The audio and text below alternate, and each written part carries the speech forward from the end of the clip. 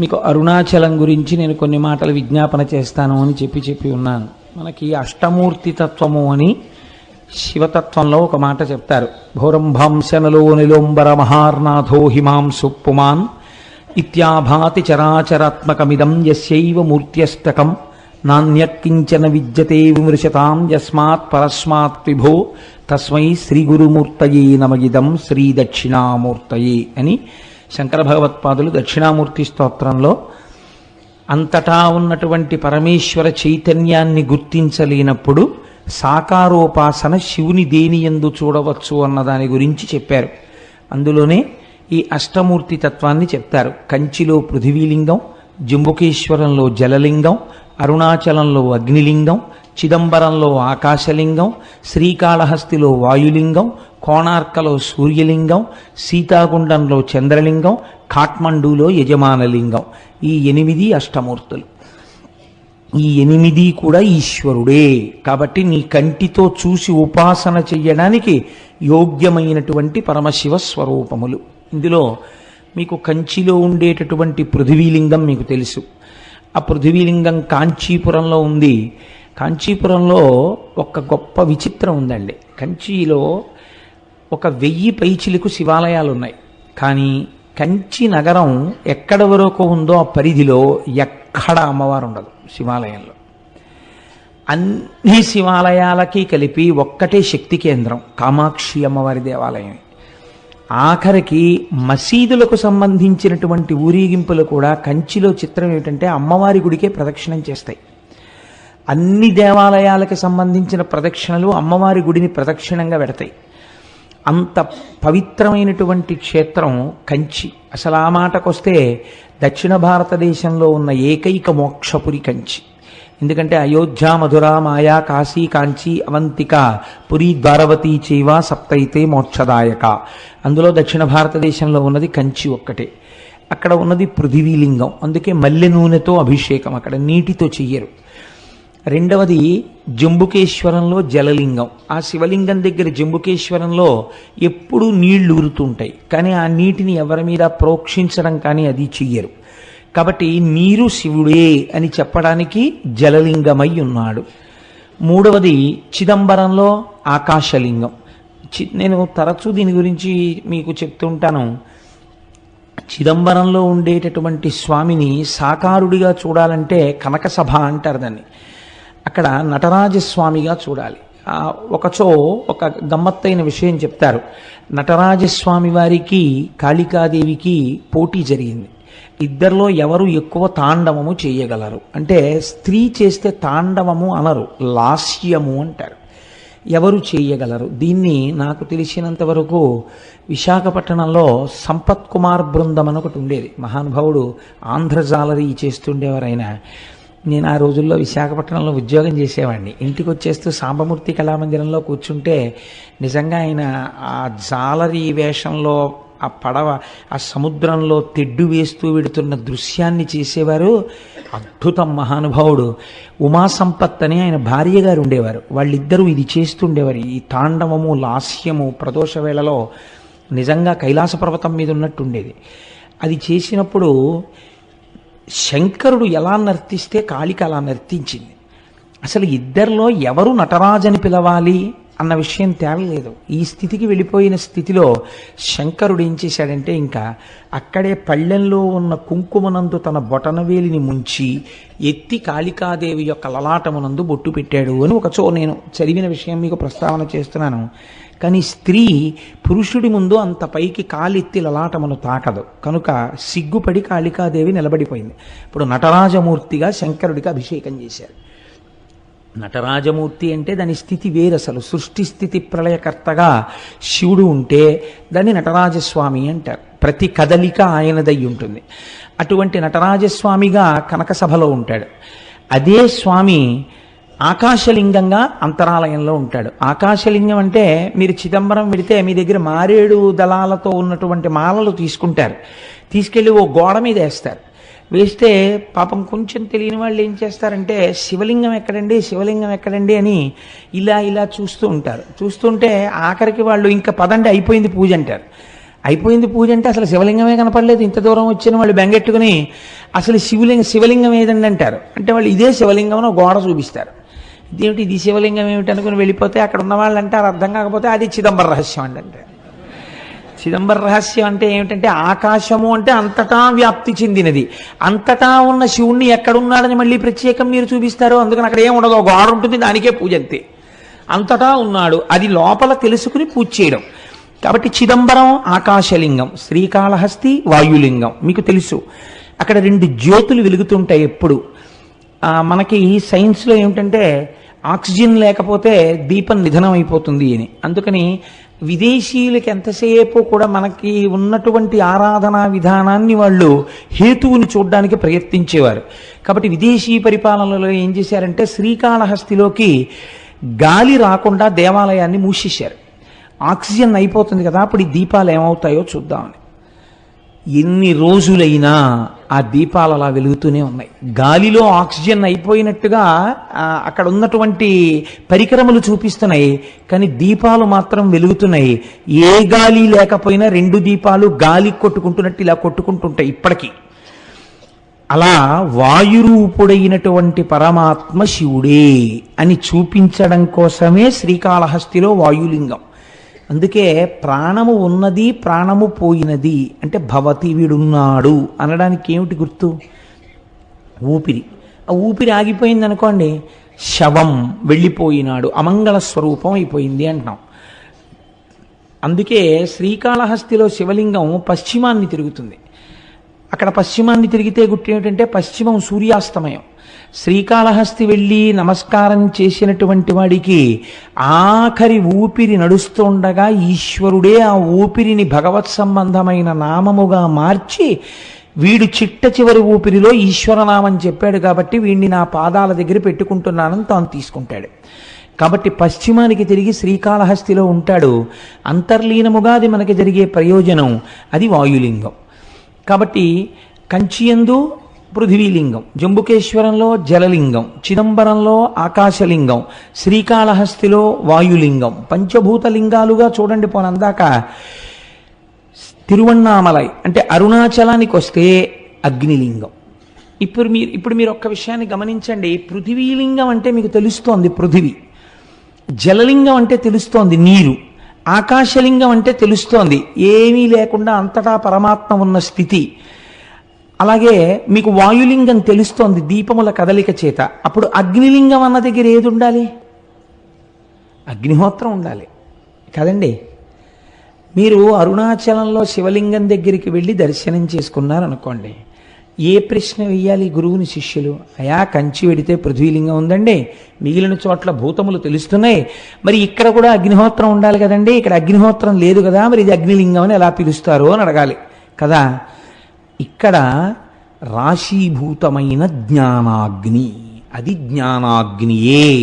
అందుకే స్కాంద పురాణం అంది జీవి యొక్క ప్రయాణాన్ని, మనుష్య ప్రయాణం అనకండి, జీవుడు లోపల ఉన్న జీవుడు ఎన్ని దేశముల నుండి నే వచ్చినానో నిన్న విన్నారు కదా. ఇదేంటి? ఎందరో రోతల్లులెందరో తండ్రులెందరో తన వారులెందరో సుతులు, ఎంతమంది అయ్యారో ఇప్పటికీ. కాబట్టి ఈ జీవయాత్ర వెళ్ళిపోతూనే ఉంది. ఏ దేశమున నుండి ఈ చటకు వచ్చి తినో, ఏ అమెరికాలో పుట్టామో భోగదేశాల్లో, అదృష్టం కొద్దీ ఇప్పుడు కర్మభూమిలోకి వచ్చాం, పుణ్యభూమిలోకి. ఎక్కడి నుంచి ఇక్కడికి వచ్చాను, మళ్ళీ ఇచట నుండి నే పోదు ఏ దేశమునకు, మళ్ళీ ఎక్కడికి పోతాము. కాబట్టి జీవకోటి యాత్రలో ఒక అడ్డంగా గీత పెడతారట. ఏమా గీత అంటే అరుణాచల ప్రవేశమునకు పూర్వము, అరుణాచల ప్రవేశము తదనంతరము. అరుణాచలేశ్వరుడు దర్శనం పెట్టరు, మీరు జాగ్రత్తగా గుర్తుపెట్టుకోండి. అరుణాచల ప్రవేశమునకు పూర్వము, అసలు అరుణాచలంలోకి ప్రవేశించాడా ఇది చూస్తారు. రెండవది అరుణాచల ప్రవేశమునకు తరువాత, అరుణాచలంలో ఒకసారి ప్రవేశిస్తే ఆ జీవి యొక్క జీవితం ఇంకొకలా ఉంటుంది, అక్కడి నుంచి గీత కొట్టి ఇంకోలా చూస్తారు. కాబట్టి అందరూ అరుణాచలంలోకి ప్రవేశించలేరు. ఇది ఒక ఆ, సిద్ధాంతం ఉంది. అయితే నాకు దీని గురించి కించిత్ అనుమానం ఉండేది. ఇది ఎప్పుడో ఉంటుంది కదా, ఇప్పుడు రైళ్ళు వచ్చేసాయి, బస్సులు వచ్చేసాయి, అనేకం వచ్చేసాయి, ఇప్పుడు కూడా అలా ప్రతిబంధకాలు ఉంటాయా అని నాకు అనుమానం ఉండేది. నేను మొట్టమొదటిసారి అరుణాచలం వెళ్ళినప్పుడు, ఈ సభలో ఎవరైనా ఉన్నారో లేరో నాతో వచ్చిన వాళ్ళు, ఆ శంకరం గారు ఉన్నారేంటే మీరు సాక్ష్యం అయితే, నాకు ఈ అనుమానం ఉండేది.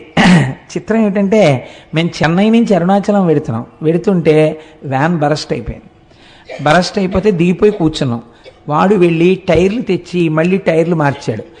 మళ్ళీ కొంచెం దూరం వెళ్ళింది, మళ్ళీ బరస్ట్ అయిపోయింది. చీకటి పడిపోతోంది, రోడ్డు మీద నిలబడిపోయాం. మేము అరుణాచలంలోకి ప్రవేశించలేదు. అప్పుడు నాకు అర్థమైంది, ఎన్నున్నా అరుణాచల ప్రవేశానికి ఈశ్వర అనుగ్రహమే కారణం కావాలి అని. అప్పుడు రోడ్డు మీద కూర్చుని భగవన్నామాలు చేశాం. చేసిన తర్వాత చిత్రం ఏంటంటే, ఇంకా ఆగకుండా వ్యాన్లు అరుణాచలం వెళ్ళిపోయి. కాబట్టి అప్పటికీ ఇప్పటికీ అది సత్యమే. ఈశ్వరుడు మాకు వెంటనే వచ్చిన అనుమానాన్ని నివృత్తి చేసేసాడు. కాబట్టి అరుణాచలం అంత పరమపావనమైనటువంటి క్షేత్రం. అయితే ఏమంటే అది కేవలము జ్ఞానాగ్నియేనా? మరి పంచభూతములలో అగ్నికి అప్పుడు ఇంకొక లింగం ఉండాలి కదా అని మీకు అనిపించవచ్చు. చాలామంది పెద్దలు ఏం చెప్తారంటే ఇది సత్యమే. అరుణాచలంలో ఉన్నటువంటి శివలింగమునకు కొంచెం దగ్గరగా కూర్చుంటే అంతరాలయంలో మీకు ఉక్క పోసేసి చెమటలు పట్టేసి ఏదో కొంచెం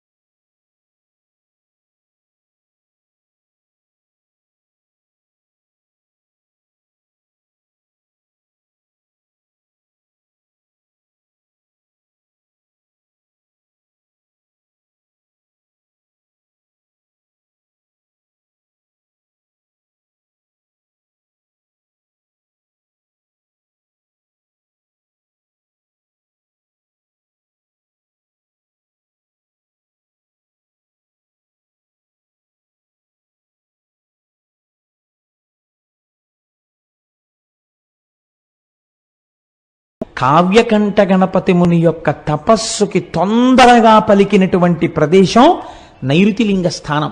కాబట్టి ఆ నైరుతి లింగం దగ్గరికి వెళ్ళినప్పుడు మనం ప్రత్యేకించి అరుణాచలేశ్వర నీ అనుగ్రహాన్ని మా యందు ప్రసరించు అని మనం చక్కగా అక్కడ నమస్కారం చేసుకోవాలి. అరుణగిరికి తప్పకుండా ప్రదక్షిణం చెయ్యండి అని అనడం వెనకాతల ఒక కారణం ఉంది. మీరు వెళ్ళేటప్పుడు అన్ని దిక్కుల యందు మీకు ఆ ఆలయాలు కనపడతాయి. చంద్రలింగం, సూర్యలింగం, ఉత్తరాన కుబేరలింగం, ఈశాన్యంలో లింగం, ఆగ్నేయంలో లింగం, అన్ని శివాలయాలు ఉంటాయి. ఉత్తరలింగాన్ని కుబేరలింగం అని పిలుస్తారు. ఉత్తరలింగం దగ్గరికి వెళ్ళి మీరు ప్రార్థన చేశారనుకోండి, ఐశ్వర్య సంపత్తి కలుగుతుంది. మీరు చూడండి, సాధారణంగా మనకి ఆశీర్వచనం చేస్తారు. మీరు ఏదైనా ఒక పెద్ద పూజ కానీ, ఇష్టి కానీ, వ్రతం కానీ పూర్తి చేశారనుకోండి, ఆశీర్వచనం చేసేటప్పుడు ఒక మాట చెప్తారు. ఏదో నైరుతి దిగ్భాగే వరుణో దేవత వరుణ ప్రసాదాత్ పుత్రపౌత్రాభివర్ధనమశ్నుతే. ఆ నైరుతి దిక్కున ఉన్నటువంటి ఏదో పశ్చిమ దిగ్భాగే, పశ్చిమ దిక్కున ఉన్నవాడు వరుణుడు. ఆ వరుణుని యొక్క అనుగ్రహము చేత ఈయనకి పుత్రపౌత్రాభివృద్ధి కలుగుగాక అని.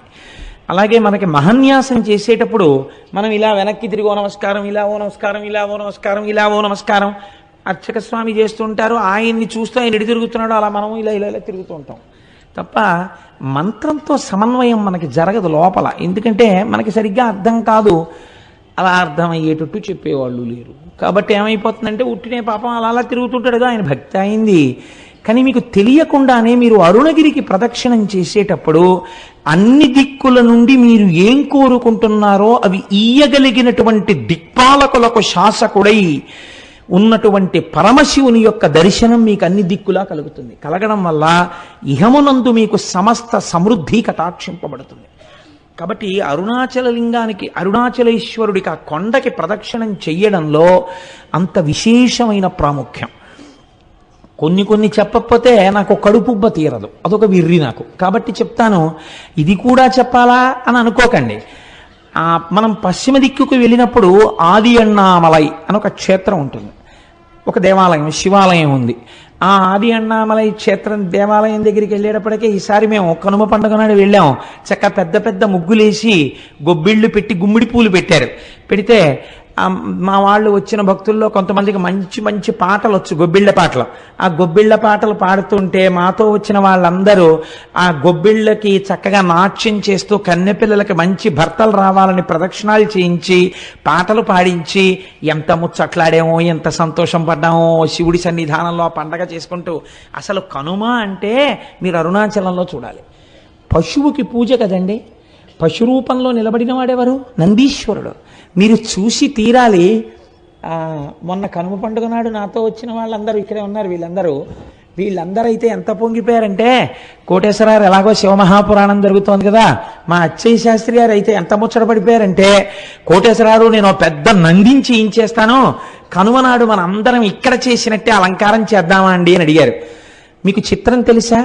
అరిసెల దండల దగ్గర నుంచి, కజ్జికాయల దండల దగ్గర నుంచి, 5 స్టార్ చాక్లెట్ల దగ్గర నుంచి, కాయగూరల దగ్గర నుంచి, ఏమ్మా పాప్కారం దండల దగ్గర నుంచి నందీశ్వరుడికి అలంకారం చేసేస్తారు. చక్కగా శీకాకాయ రసంతో ఆయనకి అభిషేకం చేసి రుద్రంతో కడిగి తెల్లవారకట నుంచి ఉంటే అవి కూడా చూడొచ్చు. చక్కగా స్వామికి అభిషేకం చేసి తైలమర్దనం చేసి అలంకారం చేస్తారు. చూసి తీరాలి. ఏమో ఈశ్వరుడు అనుగ్రహిస్తే సర్వసమర్థులైన వాళ్ళు గోపాలకృష్ణ గారు, దొరగారు, ఇలాంటి వాళ్ళు అందరూ ఉన్నారు. కాబట్టి ఇక్కడ నానాజీ గారును నందికేశ్వర చరిత్ర చెప్పినప్పుడు నందీశ్వరుణ్ణి అలా అలంకరించే ప్రయత్నం చేద్దాం ఒకసారి. ఇక్కడ మేము ఒక్కళ్ళమే అనుభవించడమే, మీరు కూడా అలా నందీశ్వరుణ్ణి ఎలా అలంకారం చేస్తారో చూద్దురు. కానీ అక్కడ చూడగానే ఆ రోజున నాతో పాటు ఉన్న వాళ్ళందరూ రిజర్వ్ చేసేసుకున్నారు. జంతికల దండలు మావంటే, చెగోడీల దండలు మావంటే, కజ్జికాయల దండలు మావంటే వాళ్ళు చూశారు. కాబట్టి వాళ్ళు అవన్నీ రిజర్వ్ చేసుకున్నారు కూడా. కాబట్టి అన్నమాట ఉత్తినేందుకు పోవాలి, వాళ్ళ అలంకారం కూడా చేస్తారు. నందికేశ్వర చరిత్ర చెప్పిన రోజున వీలైతే బసవయ్యని మనం ఇక్కడ అలా అలంకారం చేసి ప్రదక్షిణం చేసి నమస్కరిద్దాం. కనుక ఏమిటో ఎటు నుంచి ఎటుపోతుందో ప్రసంగం. నైరుతి దిక్కున ఉన్నటువంటి ఆ స్వామి యొక్క దర్శనము కావ్యకంఠ గణపతి మునికంతటి కటాక్షాన్ని అనుగ్రహించింది. ఆ అరుణాచలేశ్వరుడికి చేసినటువంటి ప్రదక్షిణం మనకి ఇహమునందే కాదు పరమనందు సుఖాన్ని మోక్షమును కూడా ఇవ్వగలదు. ఎందుకు ప్రదక్షిణం చెయ్యాలి? కేవలం కాళ్ళతో నడిస్తే పాపం పోతుందా? అలా ఎలా పోతుందని అడిగేవారు. అడిగితే భగవాన్ రమణులు ఒక మాట చెప్తుండేవారు. వారు చెప్పినది సాధికారికం కదా. ప్రదక్షిణం అనగా సమస్త పాపరాశిని ధ్వంసము చేయుట. నేను అరుణగిరికి ప్రదక్షిణానికి బయలుదేరుతున్నాను అని మీరు అన్నారనుకోండి, అని స్నానం చేసి ప్రదక్షిణ ప్రారంభం చేస్తూ నమస్కారం చేసుకుంటున్నప్పుడు ఏమంటారు? ఈశ్వర, ఈ ప్రదక్షిణం ఏ విఘ్నం లేకుండా నా ఒంటియందు శక్తి నిలబడి నేను చక్కగా చేసుకునేటట్టు అనుగ్రహించు అని మీరు మొదటి అడుగు తీసి ఇలా వెయ్యగానేట అంత పెద్ద స్థూల రూపుడైన పరమశివుడికి ప్రదక్షిణానికి మీరు ప్రయత్నపూర్వకంగా ఒక అడుగు పెట్టారు కనుక అడుగు ఇలా తీసి వెయ్యగానే పాపరాశిని ధ్వంసం చేసేస్తాట. పాపరాశిని ధ్వంసం చేసి ఈ అడుగు ఇలా వేసినప్పుడు వెనక అడుగు స్థిరంగా ఉంటుంది కదండి. మళ్ళీ రెండో కాలు ఇలా పైకి లేవగానే ఎవరు శివుడిని నమ్మి మొదలు పెట్టారో వాళ్ళు ఏది జీవితంలో జరగాలని కోరుకుంటున్నారో దాన్ని ఇచ్చేస్తాట. కాబట్టి పాపరాశి ధ్వంసమగుట, కోర్కె తీరుట. క్షి అంటే మీరు ఈ జన్మలో అనుభవించవలసినటువంటి కష్టములకు సంబంధించినటువంటి పాపములు ధ్వంసం చేయడం అనేటటువంటిది కుదరదు. ఎందుకంటే మీకు ఇక్కడ ఈ జన్మకి అనుభవించవలసినటువంటి పాపం ప్రారబ్ధం అంటారు. దాన్ని విడిచిపెట్టేసినటువంటి బాణంతో సమానం. కాబట్టి మీకు ఇప్పటికి ఏర్పడిపోయి ఉన్నటువంటి ఆగామి ఫలితం ఏదుందో దాన్నంతటినీ ధ్వంసం చేసి రాబో జన్మలకి కూడా ఏర్పడవలసినటువంటిది ఈ జన్మలో బ్రహ్మగారి రాత చేత ఏర్పడబోతున్న దాన్ని కూడా ధ్వంసం చేస్తారట. అంటే ఇంకా అలా చేయడం వల్ల అరుణగిరికి ప్రదక్షిణం చేసినటువంటి వాడికి పాపము పుణ్యము ఉండదు కనుక వాడు మోక్షమునకు అధికారి అగుచున్నాడు. కాబట్టి అరుణగిరికి ప్రదక్షిణం చెయ్యడం అనేటటువంటిది అంత పరమపావనమైన విషయమని, తప్పకుండా గిరి ప్రదక్షిణం చెయ్యాలని మనకి మహానుభావుడైనటువంటి భగవాన్ రమణులు నిర్దేశించిన విషయం, స్కాంద పురాణం నిర్దేశించినటువంటి విషయం. అయితే చిత్రం ఒకటి ఉంది. అరుణాచలంలో 3 యోజనముల దూరము వరకు ఏ విధమైనటువంటి దీక్షకి సంబంధించిన నియమములు లేవు. మీకు శ్రద్ధ అని ఒక వాక్యం ఉంటుంది పురాణంలో. పురాణమే కాదు, మీరు శృతి యందు కూడా శ్రద్ధ అని ఒక మాట వాడతారు. శ్రద్ధ అంటే ఏమిటో తెలుసా అండి? నీకు ఇక్కడ నీవు ఇలా ఉండవచ్చు అన్నప్పుడు నమ్మి మీరు అలా ఉండాలి అని శాస్త్రం అంటుంది. మీరు ఇలా ఉండు అని చెప్పినప్పుడు నేను అలా ఉండను అని మీరు అన్నారనుకోండి, మీ అంత మీరుగా కొన్ని సిద్ధాంతాలని తీశారనుకోండి, అది ఆ క్షేత్రము యొక్క ప్రమాణమును అవమానించుట, చెయ్యకూడదు. అందుకే రమణులంతటి వారు అమ్మగారు నేను ఇక్కడ ఉల్లిపాయలు తిన్నంటే ఈవిడ ఉల్లిపాయ తింటే ఈవిడ మోక్షానికి అడ్డొస్తుందిట అనేవారు. 3 యోజనముల దూరంలో అక్కడ ఏ విధమైనటువంటి దీక్షా నియమములు లేవు. ఇది ఎంతవరకు నిరూపణమైందో తెలుసా అండి? భగవాన్ రమణులు ఒక తెల్లటి గోచి మాత్రమే పెట్టుకునేవారు.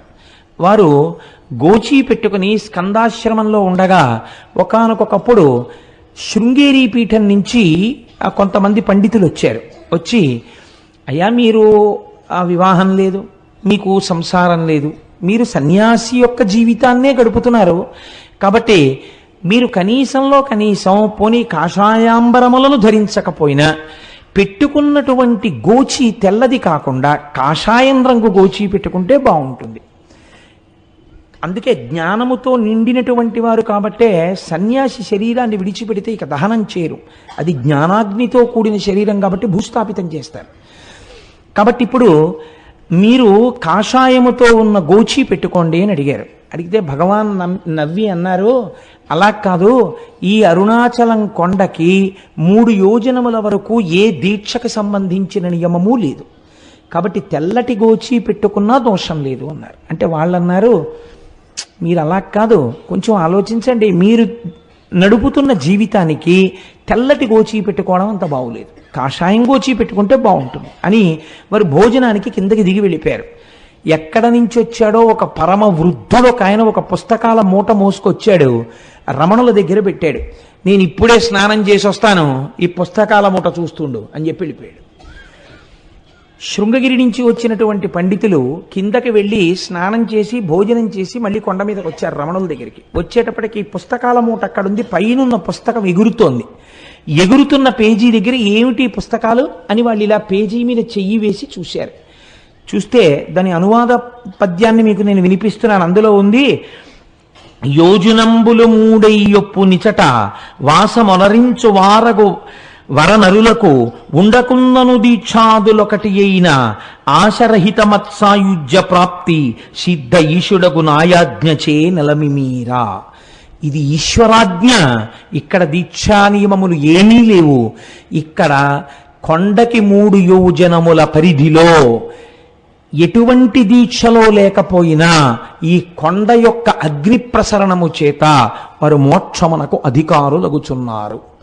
కాబట్టి వాళ్ళది చూసి తెల్లబోయి, ఇప్పటికిప్పుడు ఈ పుస్తకం ఎక్కడి నుంచి వచ్చిందంటే రమణులు అన్నారు, ఏమో ఎవరో వృద్ధులు తెచ్చి అక్కడ పెట్టారు, వారు మీలాగే స్నానం చేసి వస్తానని వెళ్ళారన్నారు.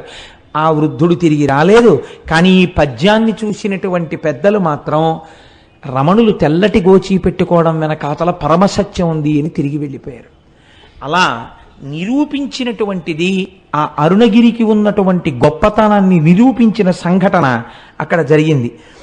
మీరు అరుణాచల క్షేత్రంలో స్వామి దర్శనానికి వెడితే సాధారణంగా తూర్పు గోపురంలోంచి ప్రవేశిస్తాం. తూర్పు గోపురాన్ని శ్రీకృష్ణదేవరాయలు నిర్మాణం చేశారు. మనకి ఎక్కడికి వెళ్ళండి శ్రీకృష్ణదేవరాయల యొక్క ప్రమేయం లేనటువంటి క్షేత్రం ఉండదు. మీరు తెలిసి కానీ తెలియక కానీ వెడితే, మనకి నేను మొన్న గుంటూరు ప్రసంగాలకు వెళ్ళినప్పుడు వారు నన్ను ఒక క్షేత్రానికి తీసుకెళ్లారు. అది గుడికి అన్ని మూలలా సుబ్రహ్మణ్యుడు ఉన్నాడు. నేను చాలా ఆశ్చర్యపోయాను. కృష్ణదేవరాయల వారు అక్కడికి వచ్చి పూజ చేసి వెళ్ళిన తర్వాత ఆయనకి కొడుకు పుట్టాడు, భార్య గర్భిణి అయింది అని తెలిసి ఆయన క్షేత్రానికి గోపురాలు అవి కట్టారు.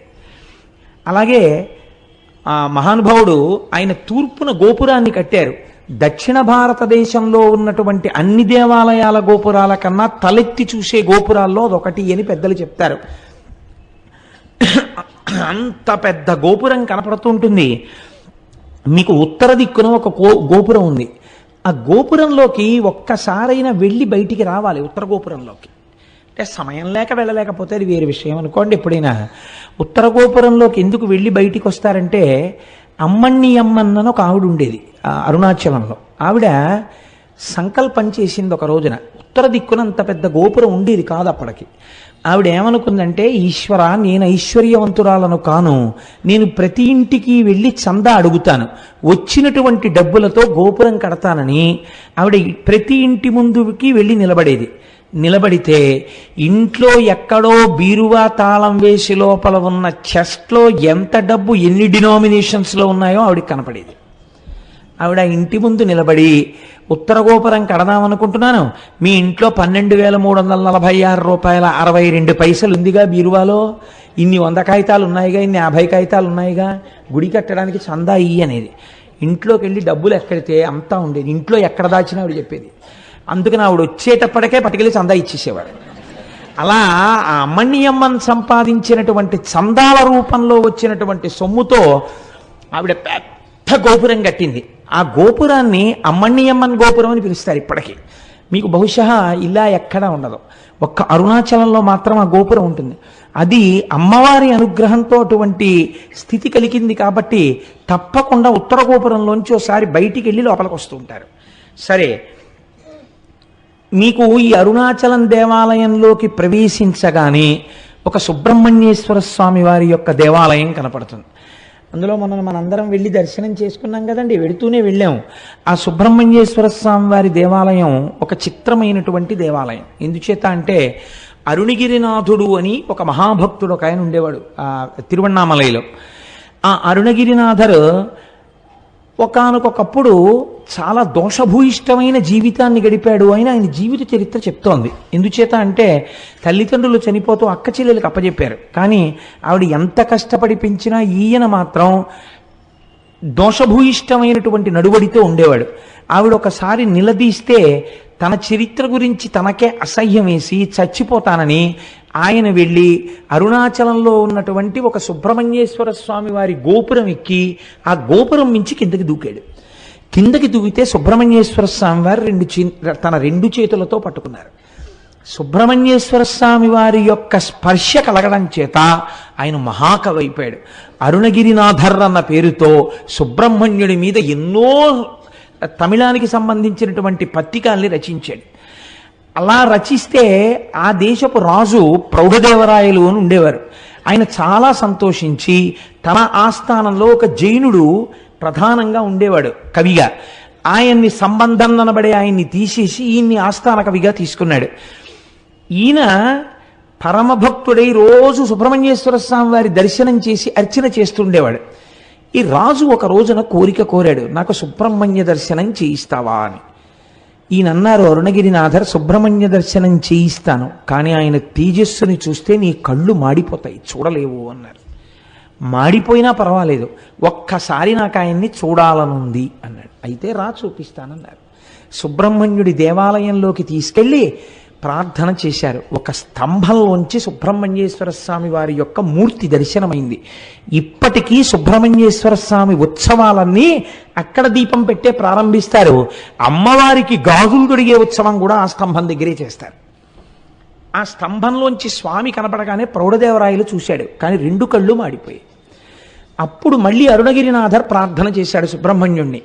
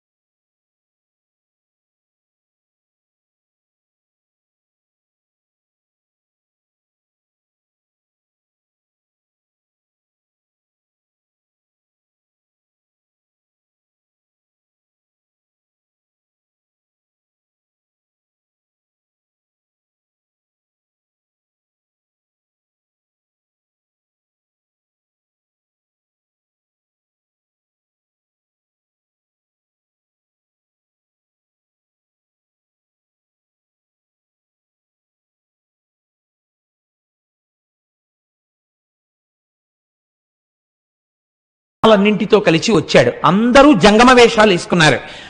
జంగమలందరూ తిరువన్నామలైలో ఉన్నటువంటి కళావంతుల ప్రతి స్త్రీ ఇంటికి వెళ్ళిపోయారు. పరమశివుడుగా ఉన్న జంగమ వెళ్ళడానికి ఒక్క కళావంతుల ఇల్లు, ఒక్క నృత్య కళాకారుని ఉన్న ఇల్లు లేకుండా చేశాడు. రాజు దగ్గరికి వస్తే రాజు జంగమదేవరిని చూసి సంతోషపడిపోయి కాళ్ళ మీద పడ్డాడు. మహానుభావా, నీకేం కావాలన్నాడు. నాకొక్క కళావంతుల స్త్రీ కావాలి, నృత్యం చెయ్యాలన్నాడు.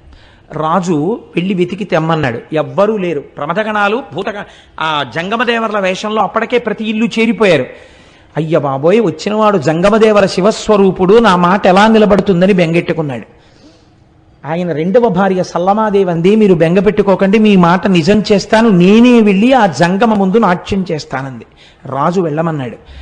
జంగమ నిద్రపోతున్నాడు. ఈవిడ వెళ్ళేటప్పటికి ఆవిడ, నేను నీ దగ్గర నాట్యం చెయ్యడానికి వచ్చాను అని తాకి లేపింది. ఇలా ముట్టుకోగానే ఒక పసిపిల్లవాడై ఆ తల్పం మీద ఏడ్చాడు శంకరుడు. ఆ పిల్లవాడిని చేతులతో పట్టుకుని, మనకి బిడ్డలు లేనటువంటి బాధని ఈశ్వరుడు తీర్చాడు మహారాజా, ఈ పిల్లవాడిని స్వీకరించండి అని చేతిలో పెట్టింది. చేతిలో ఆ పిల్లవాడిని ఇలా పట్టుకుంది. ఇలా పట్టుకునేటప్పటికి ఆ పిల్లవాడు అంతర్ధానం అయిపోయాడు. అంతర్ధానమై శంకరుడిగా ప్రత్యక్షమై, నాకు నా శరీరము పడిపోయిన తరువాత తదనంతరము కర్మ చెయ్యడానికి కొడుకు లేడని బెంగ పెట్టుకుని నన్ను ఉపాసన చేశావు కనుక నీకు ప్రతి సంవత్సరం నీ శరీరము పడిపోయిన తరువాత నీకు తద్దినాన్ని నేనే పెడతాను అని ప్రతిజ్ఞ చేశాడు. మీకు చిత్రం ఏమిటో తెలుసా అండి? మాఘమాసంలోనే ఆయన తిథి వస్తుంది, వల్లాలరాజు గారి తిథి. వచ్చిన రోజు తెల్లవారుజామునే గుడి తలుపులు తెరిచి అర్చకులు వెళ్ళి చెప్తారు, ఇవాళ మీ తండ్రి గారైనటువంటి వల్లాలరాజు గారు శరీరాన్ని విడిచిపెట్టినటువంటి తిథి. ఆయన కుమారుడవైన అరుణాచలేశ్వర, నీవివాళ తద్దినం పెట్టాలి అని చెప్తారు. చెప్పి స్వామివారు అమ్మవారు పల్లకి ఎక్కి తద్దినం పెట్టడం కోసమని పల్లికొండ పట్టు అనబడేటటువంటి ఆయన శరీరం అంత్యేష్టి జరిగినటువంటి ప్రదేశానికి పల్లకి వెడుతుంది. వెళ్ళి పీటల మీద అరుణాచలేశ్వరుడు అపీత కుచాంబ కూర్చుని తద్దిన కార్యాన్నంతటినీ వీళ్లే పెడతారు. వీళ్లే పెట్టి స్నానం చేసి మళ్ళీ గుళ్ళోకి ప్రవేశించొచ్చి కూర్చుంటాడు. ఇప్పటికిట 600 సంవత్సరాలైందిట. 600 సంవత్సరాలుగా వల్లాల మహారాజు గారికి తద్దినం అరుణాచలేశ్వరుడే పెడుతున్నాడు. ఎంతటి కారుణ్యమూర్తో చూడండి. ఎక్కడైనా విన్నామా మనం ఇటువంటి సంఘటన? ఇది అరుణాచలం అంటే. అరుణాచలం వెళ్ళి అడగని వాడిది పాపం తప్ప, అరుణాచలం వెళ్ళినటువంటి వాడికి, అరుణాచలం వెళ్ళి ప్రార్థించిన వాడికి ఇక్కడండి చాలా మంది సిద్ధ పురుషులు ఈ కొండల్లో తపస్సు చేస్తూ ఉంటారు. వాళ్ళు ఒక్కొక్కసారి రాత్రి వేళ కొండ దిగుతారు అన్నారు. నేను లోపల అనుకున్నాను, నిజంగా అలా సిద్ధ పురుషులు వస్తుంటారా అనుకున్నాను. ఒక ఆయన అప్పుడే అంత డొంకల్లోంచి వస్తున్నారు. వస్తుంటే ఈయన గభాలను ఆపి వస్తున్నారా అని ఆయనతో ఏదో మాట్లాడారు. నేను తెల్లబోయిన సన్నివేశం మీకు చెప్తున్నాను. గోళ్ళు ఇలా తిరిగిపోయి ఉన్నాయి. అంటే ఎన్నేళ్ల నుంచి జరుగుతోందో ఆ తపస్సు అయింది. ఆయన బహుశా మాకు దర్శనం ఇవ్వడానికే కిందకొచ్చి ఉండి ఉండవచ్చు. మీకు నేను ఒక పరమ సత్యాన్ని ఇవాళ చెప్తున్నాను, మీరు నన్ను నమ్మండి, నేను అబద్ధం చెప్పట్లేదు. ఆయన నన్ను అడిగారు, పక్కకి తీసుకెళ్లి గిరి ప్రదక్షిణం చేస్తుంటే మీకు రమణులు అంటే ఎందుకు ఇంత ఇష్టం అని అడిగారు. అడిగితే ఏదో పుస్తకాల్లో చదువుకున్న 4 మాటలు తప్ప నాకేం తెలుసు కనుక, ఆ రమణులు అంతటి వారండి, రమణులు ఇంతటి వారండి, నేను చదువుకున్నవేవో చెప్పా. ఆయన అన్నారు, మీరు చెప్పినట్టు రమణుడు గొప్పవాడు కాడు, రమణుడు దొంగ, రమణుడు స్వార్థపరుడు. లేకపోతే రమణుడి కోసం కొన్ని వేల మంది వచ్చారు అరుణాచలం. ఎవరికి ఇచ్చాడు మోక్షం? వాళ్ళ అమ్మగారికి ఇచ్చాడు. వాళ్ళ అమ్మగారికి మోక్షం ఇవ్వడం గొప్ప, స్వార్థం కాదా అంటే నేనన్నాను, లేదండి ఆయనతో పాటే ఉన్న ఇంకొక ఆయనకు కూడా ఇవ్వబోయారు, ఆయన జీవుడేమో జారిపోయాడు, ఇవ్వలేకపోయారు అన్నాను. అంటే ఆయన అన్నారు, అది కాదు, రమణులు వాళ్ళ తల్లి గారికి మోక్షం ఇవ్వడాన్ని మీరు సమర్థించడానికి మీకు ఏమన్నా ఆధారం ఉందా అన్నారు నా దగ్గర. ఏమిట్రా ఇంత భక్తితో మనం వస్తే ఈయన ఇంత గడ్డు ప్రశ్న వేశాడు, ఈ కోణంలో నేను అసలు ఎప్పుడూ ఆలోచన చేయలేదు, ఏంటి ఇలా అడిగారు చిత్రంగాను అని నేను చాలా ప్రయత్నం చేద్దాం అనుకున్నాను. కానీ నాకే నచ్చలేదు ఎలా సమర్థించాలో. అలా కాసేపు నడిచాం, ఒక 10 నిమిషాలు మౌనంగా. ఆయన అన్నారు, చూశారా మీకు దొరకలేదు కారణం, అమ్మకి ఎందుకు మోక్షం ఇచ్చారో మీకు తెలియలేదే అన్నారు. అంటే ఏమో మీరు చెప్తున్న కోణంలో మాత్రం నాకు తగిన సమాధానం దొరకట్లేదు అన్నాను. అంటూ నేను అన్నాను అలా ఆయనతో వెడుతూ, ఒకానొకప్పుడు 1950లో ఆయన శరీరం విడిచిపెట్టక ముందు ఇలా తిరుగుతున్నప్పుడు ఆయనతో పాటు వెళ్ళిన వాళ్ళు ధన్యులు. వాళ్ళు ఎంత గొప్పగా ఆయనతో పాటు కలిసి వెళ్ళుంటారో, ఆయన కొండ దిగుతున్నప్పుడు చూస్తూ ఉండుంటారో అన్నాను. అలా మీకు చూడాలనుందా అన్నారు ఆయన. ఇది రెండో ప్రశ్న. అంటే నాకు ఈ ప్రశ్నకి కించిత్ కోపం వచ్చింది. నేను అన్నాను, అలా చూడాలంటే జరుగుతుందా అండి? ఇప్పుడు కనపడతారా రమణులు? ఆ ప్రశ్న ఏమిటి అన్నాను. ఆయన నవ్వారు. అంతే, మా మధ్య అంతే సంభాషణ జరిగింది. మేము వెళ్ళిపోయి మర్నాడు నేను వచ్చేస్తున్నాను రమణాశ్రమం నుంచి, బయలుదేరిపోతున్నాను, చెన్నై వెళ్ళిపోవాలి, బస్సులు ఎక్కే హడావిడిలో ఉన్నాం. ఆయన మళ్ళీ ఠంగులు కనపడ్డారు. కనపడి ఓ చేతి సంచి ఒకటి ఇస్తూ ఉంటారు రమణాశ్రమంలో పుస్తకాలు కొనుక్కున్నప్పుడు. ఆయన ప్రత్యేకం ఓ పుస్తకం ఒక క్యాసెట్ తెచ్చి, ఇవి నేను మీకు బహూకరిస్తున్నాను కోటేశ్వరారు అని ఇచ్చారు. ఎంత ప్రేమమూర్తో. నేను ఆ తర్వాత వారిని చూడలేదు. రమణాశ్రమానికి వెళ్ళిన ఆయన పేరు అవి ఇచ్చారు కూడా, కానీ మాకు కనపడలేదు. ఆ తర్వాత ఇన్ని మార్లు వెళ్ళాను, నాకు వారు కనపడలేదు.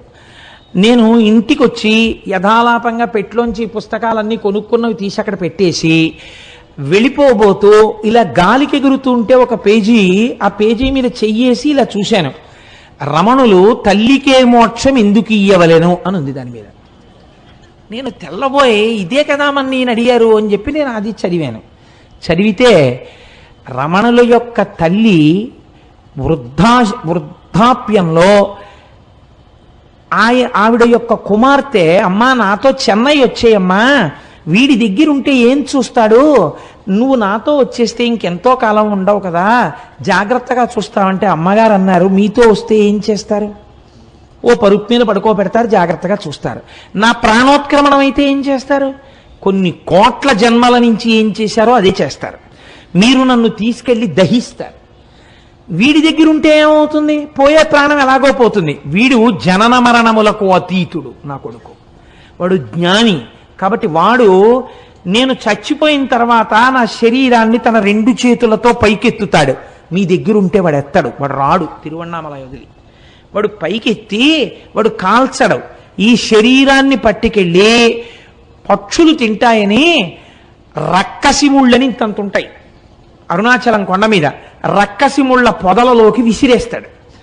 వాడి చేతులతో పట్టి పైకెత్తాడు కాబట్టి నాకు మళ్ళీ ఇంకొకసారి పడిపోవలసిన అవసరం లేని స్థితిని కలుగుతుంది. కాబట్టి వీడి దగ్గర పోతానన్నారు. ఈ మాట తల్లి అన్నందుకు కొన్ని కోట్ల జన్మలు అనుభవించవలసిన పాపపుణ్యములను ఆఖరి రోజున తీసేసి మోక్షం ఇచ్చేశారు. ఇందుకు ఇచ్చారు మోక్షం తప్ప స్వార్థంతో ఇయ్యలేదు అని రాసుంది. అమ్మ బాబోయ్, ఆనాడు అడిగిన ప్రశ్నకి ఆయన ఇచ్చిన పుస్తకంలో ఎగిరిన పేజీలో జవాబుంది అని నేను తెల్లబోయాను. నిజంగా క్యాసెట్ పెట్టాను. ఆ క్యాసెట్ ఏమిటో తెలుసా అండి? రమణులు కొండ మించి దిగుతున్నట్టు, ఎక్కడో ఒక అరుగు మీద కూర్చుంటున్నట్టు, అందరితో మాట్లాడుతున్నట్టు, బాగా వృద్ధులైపోయిన తర్వాత ఇలా చేతులు వేసి వెడుతున్నట్టు, ఆఖరణ వారి శరీరం విడిచిపెట్టేసినప్పుడు అందరూ ఒక్కసారి లేచి నిలబడినట్టు ఉన్న క్యాసెట్. చిత్రం ఏంటంటే, నా స్నేహితుడు ఒకడు ఉన్నాడు, అతను ఎప్పుడు పెడతాడు అరుణాచలం. అతని దగ్గర కూడా లేని ఆ క్యాసెట్ ఆ రోజుల్లో నాకు ఎలా వచ్చిందో నాకే తెలియదు. నేను ఆ రోజుల్లో ఆ క్యాసెట్ని, అది నా దగ్గర లేదు అని అతను నాకు చెప్తే నేను తెల్లబోయి, ఇది నాకు బహుశः భగవానులే అనుగ్రహించుంటారు, ఇది స్వార్థంతో నేను ఒక్కడినే అనుభవించకూడదని మా ఇంట్లో కలర్ టీవీ పెట్టి రమణుల జన్మదినోత్సవం నాడు ఎందరినో పిలిచి బ్యాచ్లుగా చూపిస్తే ఒక మహాతల్లి నాకు సలహా ఇచ్చారు, ఇలా మీ ఇంట్లో ఎన్ని బ్యాచ్లకి పెడతారండి, చిన్న అపార్ట్మెంట్లో శివాలయానికి తీసుకొచ్చి ఈ క్యాసెట్ వేయండి అన్నారు. అంటే టీవీ అప్పట్లో ఇవే డివిడీలు లేవు, వీసీఆర్లే. వీసీఆర్ పట్టుకుని వెళ్ళి వెంకటనగర్ శివాలయంలో ఆ క్యాసెట్ని నేను ప్లే చేసి కొన్ని 100 మంది చూసి సంతోషించారు. బహుశా మీరు చూశారేమోనమ్మా. అన్నీ అరుణాచల అనుబంధంలో రమణులే అనుగ్రహించారు కనుక ఆ అరుణాచలం అంత గొప్ప అరుణాచలం. కాబట్టి చూడండి, నేను మీకు ఎందుకు విజ్ఞాపన చేశాను అంటే, ఆ కొండ సామాన్యమైన కొండ కాదు.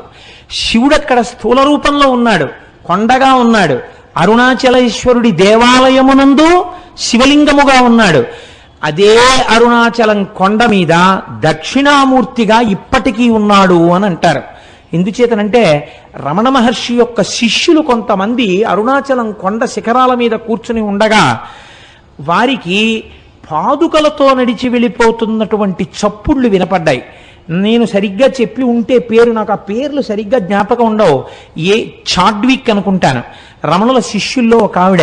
ఆ చాడ్విక్ అన్న ఆవిడ ఒకసారి అరుణాచల శిఖరం మీద కూర్చుని ఒక ప్రదోష వేళలో ఆవిడేదో సంగీతంలో ఉండేటటువంటి రాగముల గురించి ఆలోచన చేస్తూ పాడుకుంటున్నారు. అపురూపమైనటువంటి రాగాలు కొన్ని ఆ అరుణాచలం కొండల్లోంచి వినపడ్డాయి. ప్రదోష వేళలో పరమశివుడు దక్షిణామూర్తిగా కూర్చుని ఉంటే ఇప్పటికీ అనేక మంది దేవకాంతల ఆయన ముందు నాట్యం చేస్తూ గంధర్వగానం చేస్తారని ఆవిడ దాన్ని రికార్డ్ చేశారు. రికార్డింగ్ అవుతుందేమో చూద్దామని రికార్డ్ చేసి రమణుల దగ్గరికి తీసుకొచ్చి ఆన్ చేస్తే ఆ సంగీతం రికార్డ్ అయి వినపడింది. అరుణాచలం అంత పరమపావనమైన క్షేత్రం. ఇప్పటికీ దక్షిణామూర్తిగా పరమశివుడు దాని యందు కూర్చుని ఉన్నాడు అని పెద్దలు విశ్వసిస్తారు. అటువంటి అరుణాచలంలో ఒక మహానుభావుడు కాళ్ళు ఉండేవి కావు ఆయనకి. ఆయన అరుణగిరికి ప్రదక్షిణం చేద్దామని కేవలం పిరుదుల మీద డేకుతూ వెడుతున్నాడు. వెడుతుంటే చచ్చు పడిపోయినటువంటి కాళ్ళు తిరిగి సత్తువని పొంది ఆయనకి కాళ్ళు వచ్చాయి. అరుణాచల ప్రదక్షిణం, అరుణగిరి ప్రదక్షిణం అంత గొప్పది. అలాగే ఒకానొకప్పుడు ఒక సంపన్నురాలు తిరువణ్ణామలై రైల్వే స్టేషన్లో దిగి ఒక పెళ్లికి వెళ్ళడం కోసమని తిరువణ్ణామలై వచ్చి ఒక జట్కా మాట్లాడుకుని వెడుతుంటే ఆ జట్కా వాడు ఆ కొండలలోకి అరణ్యంలోకి తీసుకుపోతున్నాడు. ఆవిడ, ఇదేమిటి ఇలా తీసుకెడుతున్నావు అంటే, నోరు విప్పితే చంపేస్తానన్నాడు. భగవానుడు ఇక్కడే కొండ రూపంలో ఉన్నాడు, నన్ను రక్షిస్తాడని ఆవిడ జట్కాలో కూర్చుని అరుణాచల శివ, అరుణాచల శివ, అరుణాచల శివ అని 3 మాటలు అన్నారు. అనేసరికి పెద్ద పెద్ద టార్చ్ లైట్లు వేసుకుని ఒక పోలీస్ టీం ఒకటి అక్కడికి వచ్చింది. వచ్చి వెంటనే ఈ దొంగని పట్టుకుని దేహశుద్ధి చేసి ఆవిడ్ని కారు ఎక్కించుకుని పెళ్లి జరగవలసిన కళ్యాణ మంటపం దగ్గరికి తీసుకెళ్లి ఆవిడ్ని విడిచిపెట్టారు. ఆవిడ మహాసంపన్నురాలు, చదువుకున్నది. నన్ను ఇంత రక్షించారు కనుక మీ నెంబర్స్ ఇవ్వండి, మీ బ్యాడ్జ్ నెంబర్స్, రేపు మీ పోలీస్ స్టేషన్లో నేను కొంత అమౌంట్ ఇచ్చి మీకు క్యాష్ అవార్డు ఇమ్మని వచ్చి నేను మీకు బహూకరిస్తానని చెప్పి ఆవిడ నెంబర్స్ తీసుకున్నారు. తీసుకున్న రాత్రి పెళ్లికి అటెండ్ అయ్యి మర్నాడు తన బంధువులతో కలిసి పోలీస్ స్టేషన్కి వెళ్ళి, నిన్న రాత్రి నన్ను కొంతమంది పోలీసులు రక్షించారు, వాళ్ళ నెంబర్లు ఇవి, వాళ్ళకి క్యాష్ అవార్డు ఇవ్వండి అని చెప్పి ఆవిడ ఇస్తే, తమిళనాడు పోలీసు సర్వీస్లో ఈ నెంబర్లు ఉన్న పోలీసులు లేరమ్మా, ఈ నెంబర్లు లేవని చెప్పారు. పరమశివుడే ఆ రూపంతో వచ్చి ఆవిడ్ని రక్షించాడు ఆ రోజున. అలాగే ఎంతమందికో మహానుభావుడు ఒకానొక సమయంలో ఒక ఆంగ్లేయుడు, ఆయన బూటు లేకపోతే అడుగు తీసి అడుగు వెయ్యలేడు. అటువంటి వాడు బూట్లతో ప్రదక్షిణం చేద్దామని వెడుతుంటే బూటు చిరిగిపోయింది. కటిక చీకటి, బూటు కుట్టేవాడు లేడు. కుట్టేవాడు లేక నేను ఎలా రక్షింపబడతానని భగవాన్ రమణులు చెప్తుంటారు. అరుణాచల ఈశ్వరుడే కాపాడుతుంటాడని అరుణాచల శివ, అరుణాచల శివ, అరుణాచల శివ అంటూ నించున్నారు. ఎక్కడి నుంచి వచ్చాడో అంతలో చెప్పులు కుట్టేవాడు వచ్చి, అయ్యా మీ బూటు కుట్టనా అండి అని కుట్టేసి ఆయన అలా ఉండిపోయాడు. అంతే, ఆ అరణ్యంలోంచి అరుణాచలంలోకి వెళ్ళిపోయాడు. ఆయన బూట్లు కుట్టి వెళ్ళాడు, ఆ బూట్లతో ఆయన గిరి ప్రదక్షిణం చేశాడు. ఇలా ఎంతమందో ఎన్ని రకాలుగానో ఆ అరుణాచల గిరి ప్రదక్షిణంలో అనుభూతులను పొందారు. నేనైతే మీకు ఒకటి మనవి చేస్తాను. ఇప్పటికీ అరుణాచలంలో మనకు ఒక ఆశ్చర్యమైన సంఘటన కనపడుతుంది. మీకు ఏ దేవాలయంలో ఎవ్వరూ కూడా 5 పైసలు వెయ్యండి అని అడగారు. నాకు ఇప్పటికీ చాలా ఆశ్చర్యంగా ఉంటుంది. 150 మంది వెళ్ళామనుకోండి, సాధారణంగా వాళ్ళు ఏమనుకుంటారు, 150 మంది వచ్చారు, మీ గోత్రనామాలు చెప్పండి అనాలి. వాళ్ళు అనరు. వాళ్ళు మీరు పళ్ళెల్లో ఏం వేస్తారని అడగరు. వాళ్ళందరికీ చేతిలో చిటికిడి చిటికిడి చిటికిడి చిటికిడి విభూతి పెట్టేస్తారు. నమస్కారం పెట్టుకుని వెళ్ళిపోతుంటే, ఇదేంటి వీళ్ళు అసాధ్యం కూడా, ఇంతమంది వచ్చారో రూపాయి లేదని వాళ్ళు అనరు. అర్ధరాత్రి 1 గంటకి 2 గంటలకి ఒకే ఒక విదేశీ వనిత వర్షం పడుతుంటే అరుణాచలానికి గిరి ప్రదక్షిణం చేస్తూ వెళ్ళిపోతూ ఉంటుంది. ఎవరండి? హిందూ మతస్థులు కారు, విదేశాల నుంచి వచ్చినటువంటి ఎందరో వనితలు, నిండు యవ్వనంలో ఉన్న వాళ్ళు వర్షధారలలో తడిసిపోయిన బట్టలతో ఒక్కరే గిరి ప్రదక్షిణం చేస్తుంటారు. వాళ్ళని చెనకిన వారు కానీ, వాళ్ళ వెనక పడ్డవారు కానీ, వాళ్ళతో పరిహాసమాడిన వాళ్ళు కానీ మీకు గిరి ప్రదక్షిణంలో కనపడరు. నేను ఒకసారి చూసి తెల్లబోయాను. మీకు ఒక విచిత్రమైన విషయం చెప్పనండి. ఆ పిల్లవాడి తల్లిదండ్రులు కానీ వాళ్ళెవరూ నాకు ఇప్పుడు జ్ఞాపకంలో లేరు. నాకు ఒక 2 సంవత్సరాల క్రితం ఆ కుటుంబం వాళ్ళు నా దగ్గరికి తరచూ వస్తుండేవారు. నేను ఉపన్యాసాలు కాకినాడలో చెప్తుంటుంటే ఇంజనీరింగ్ చదువుకుంటున్న పిల్లవాడు అతను, అప్పుడు 2nd ఇయర్ చదువుతుండేవాడు. నేను తరచూ చంద్రశేఖర పరమాచార్య స్వామి వారి గురించి చెప్తుంటే అతను నా దగ్గరికి వచ్చి అడిగాడు, నేను మీ ఉపన్యాసాలు విని కించిత్ ప్రేరణ పొందానండి, నేను మీకు చంద్రశేఖర పరమాచార్య స్వామి వారిని గీసి ఇవ్వాలనుకుంటున్నాను, ఎటువంటి చంద్రశేఖరులు మీకు కావాలని అడిగాడు. నేను ఆ పిల్లవాడు అడిగినటువంటి ప్రశ్న విధానానికి ఆశ్చర్యపోయాను. అంటే నేను ఎలాంటి చంద్రశేఖర పరమాచార్య స్వామిని వారిని కోరితే అలాంటి పరమాచార్యుల వారిని గీయగలవా అన్నాను. గీస్తాను అన్నాడు. నేను తెల్లబోయాను. పరమాచార్యుల వారి ఆచమనం చేసే విధానం చాలా ఆశ్చర్యంగా ఉంటుంది. 2 మోకాళ్ళు ఇలా పెట్టి 2 మోచేతులు మోకాళ్ళ మధ్యలో పెట్టి కమండలం కింద పెట్టి ఆచమనం చేస్తారు. ఏది అలాంటి బొమ్మ గీయన్నాను. మీరు నమ్ముతారా? అతను ఒక వైట్ కార్డుబోర్డు మీద పెన్సిల్తో చక్ చక్ చక్ చక్ చక్ చక్ గీసాడు. అది గీసేసి నాకు బహూకరించాడు, పేరు రాసి. నేను తెల్లబోయి అది ఫోటో కట్టించుకుని ఇంట్లో పెట్టుకుంటే ఇప్పుడు సుబ్రహ్మణ్యోత్సవాలకి రాబోతున్నటువంటి స్వరూపానందేంద్ర సరస్వతి స్వామి వారు భిక్షకి మా ఇంటికి వచ్చారు. ఆయన వస్తూనే తిన్నగా ఫోటో దగ్గరికి వెళ్ళిది ఎక్కడిది నీకని అడిగారు. అడిగితే నాకు ఒక ఇంజనీరింగ్ స్టూడెంట్ గీశాడండి అన్నాను. నువ్వు ఏం అనుకోకపోతే ఇది నాకు ఇచ్చేయగలవా అని అడిగారు. తప్పకుండా తీసుకోండి స్వామి అన్నాను. ఆయన వెంటనే తీసుకుని కళ్ళకద్దుకుని తన పరివారానికి ఇచ్చి ఇది మన పీఠానికి చేర్చండి అని ఇచ్చారు. ఆ పిల్లవాడు అరుణాచలం వెళ్ళి నాకు ఫోన్ చేశాడు, నేను అరుణాచలం వచ్చానండి గిరి ప్రదక్షిణం చేయడానికి కోటేశ్వరారు, ప్రారంభం చేస్తున్నానండి అని. ఆ తర్వాత ఒక 4 రోజులు పోయిన తర్వాత నా దగ్గరికి ప్రసాదం పట్టుకుని వచ్చాడు.